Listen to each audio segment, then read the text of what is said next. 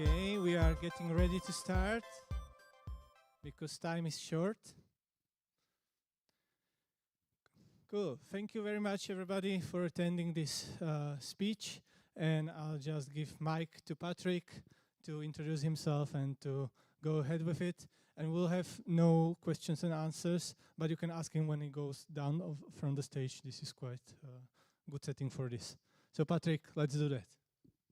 Thank you. So, yeah, I will need to be quick because I have a lot of stuff to show you. So let's start. So I'm Patrick, I'm the founder and CEO of Fuzzing Labs. So we are mainly doing fuzzing vulnerability research on client and nodes, but we are also building security tool for some foundation like the Starkware and the StarkNet Foundation. So that's basically what I'm going to discuss today is how basically we build two tools. One is Thoth, security toolkit, because it's like kind of multiple tool. It's more like a framework to do security on Cairo smart contract. And then I will discuss about the Cairo Further, which is a fuzzer for Cairo smart contract. So just to that everyone is aligned, that's Cairo 010. And basically, when you compile a Cairo smart contract, you will get the JSON artifact that will basically contain bytecode and so on. So Thoth has been created because typically back then, especially like September last year, we find out that when you compile to your Cairo smart contract, you will basically get a JSON artifact, and there is no tools available to basically analyze this smart contract. So it was a need for us to basically analyze what was the output of the compilation. So that's why Thoth have been created. So it has been created mainly in July, August, and we basically start with a disassembler, a decompiler, and a call graph. So the disassembler is basically a visual representation of the bytecode I mentioned. So from the stuff on the side, the pure JSON data, you will get something a bit more legible, like the assembly code that you have on the right. So you have multiple functions, and you have the different instructions at the low level. Then, based on that, we create a decompiler, meaning that we will take this bytecode and try to represent in a more easy way what is inside. Then, since we have the decompilation and the disassembly, we are also able to reconstruct the call graph.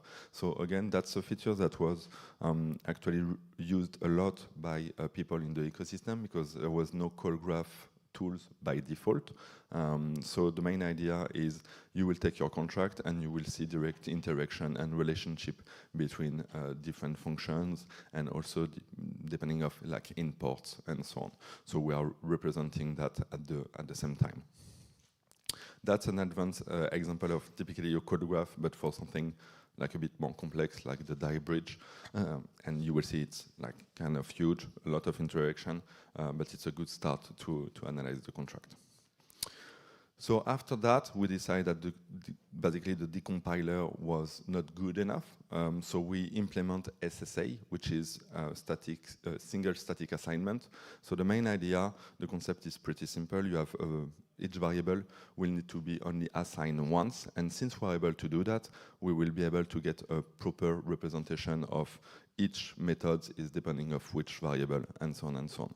So we are getting something like on the side. I will not go too much into the detail, but the idea is we are able to reconstruct pretty properly the contract. So that's SSA decompilation, basically.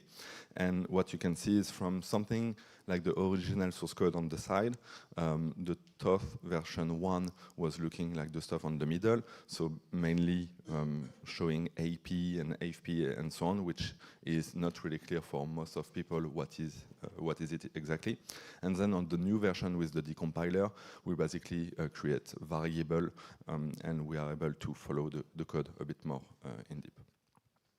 So that was in September. In October, we got the integration of our tool directly in Voyager, and we also start to create a static analyzer.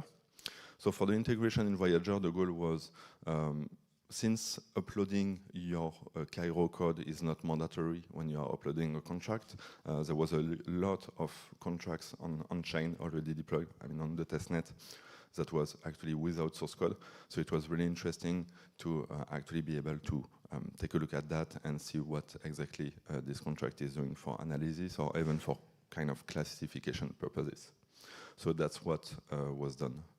And then we implement the static analyzer. So the goal is, since we have now a really good representation of from the bytecode to have the contract and be able to do manipulation on that, we are able to provide a framework, and you can basically write your own analyzer in Python directly.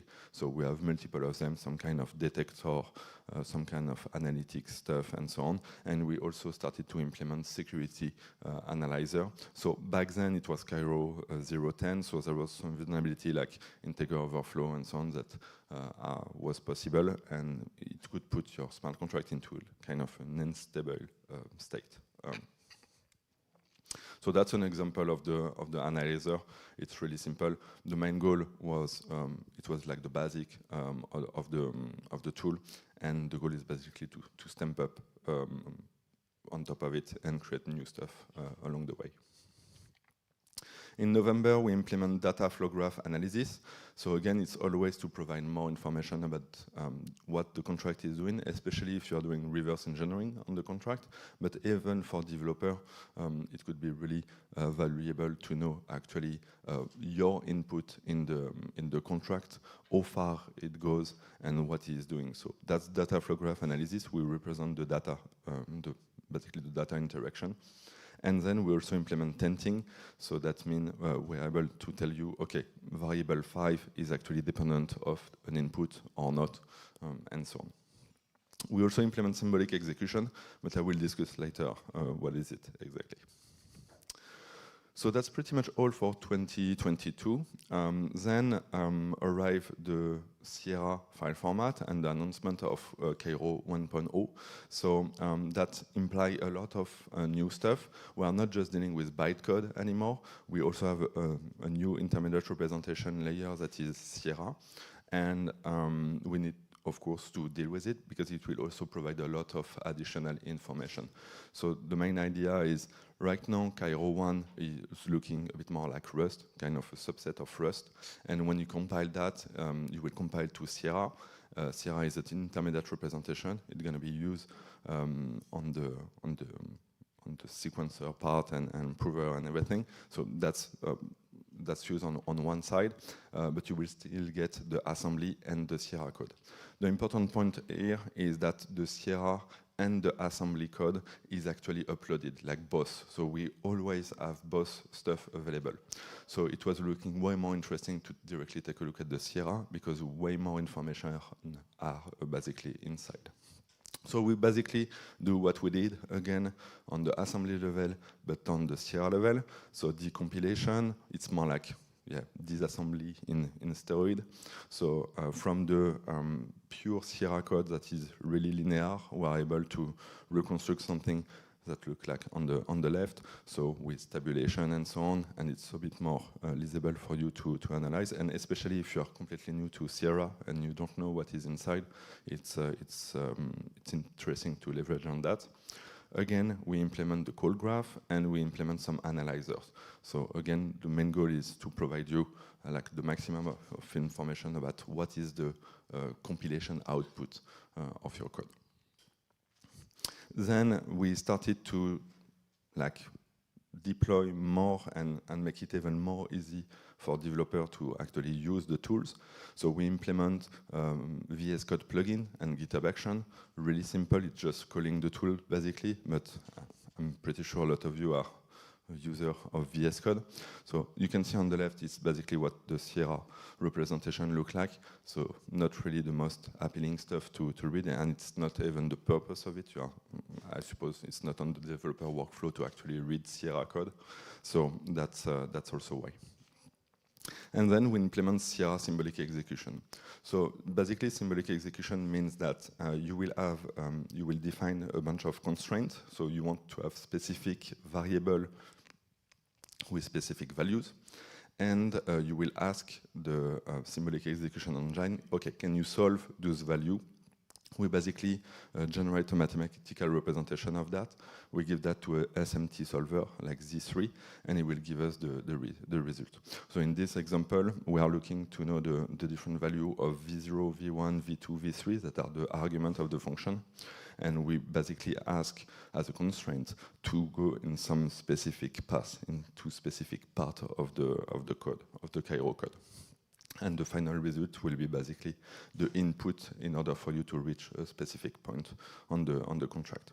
So it's really interesting, especially if you are maybe looking to improve the symbolic, like the different unit tests and so on. That's the kind of value that can be added.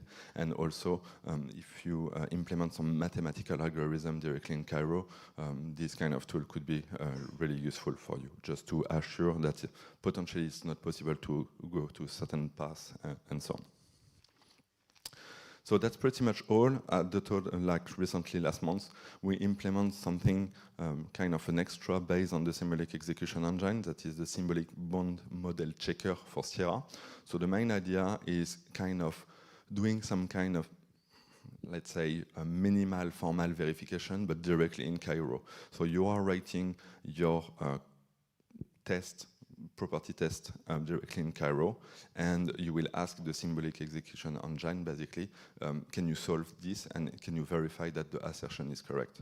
So on the left, you have like, can you verify that if I'm multiplying two numbers, it will not be equal to 11, so it will fail because there is multiple value for A that will make C different than 11. And on the other side, you can see a valid check where we are doing basically two addition between 1 and 2, and we want to assert it's equal to 3. It's really basic, really simple. For more complex stuff, you might get path explosion, especially if you have loops and so on. That's mainly because the SMT solver will have some issue with that. So you still need to do minimal testing, like really focused tests, but it's actually proving you mathematically that the stuff is correct. So that's basically all right now for Thoth. We are still improving the tool and so on, and especially with Sierra and the different evolution of Sierra and the stuff that have been added over time. And it's basically a tool that we will continue to maintain. Yeah. So if you are planning to use it, and if you have any issue, please just tell me. To finish, I want to mention the second tool that we built, which is called Cairo Further. So it's a fuzzer for Cairo smart contract. The main idea with fuzzing is basically to send input directly to the Cairo smart contract, so basically the argument to a dedicated method, and we're going to see in which path of the smart contract is going. And if you are doing that 1,000 million of time, you will basically be able to reach a lot of different paths and get kind of unit tests for free and so on, and especially also find bugs. So the architecture of the Cairo Further is actually not that complicated. You have a config file and so on, pretty basic. You have the fuzzer, it will spawn multiple threads, and then depending if it's a Cairo smart contract or a StarkNet smart contract, we will use one VM or another. Both VM have been developed by our friend from Lambda class, and in terms of exec speed, it's pretty impressive. Like we are able to, like if you are running that on 10 thread, we have like 440,000 execution per second, which is really fast, and we're able to monitor the coverage, so the trace of the execution, and based on that, determine like a set of inputs that is interesting to you. There is a bunch of additional features, but I will not talk too much about that. So you have an example right there. On the right, you have the first symbolic execution. It's the same test we are using for symbolic execution as well. It's basically a simple contract where each argument of the function should be a felt. It's representing like a letter, so it's fuzzing labs. And at the end, you have an assertion that is incorrect. And the main idea, if you want to brute force this stuff, you will never succeed because there is too much character to check, so you will never reach the final point. But the fact is, since we are doing doing coverage-guided fuzzing, the fuzzer will, at the beginning, try to enter in the first if check, and at some point he will succeed to find the letter F, and since he will discover that he is going deeper in the coverage, because the trace will tell him, okay, I'm actually in the second check, the second if.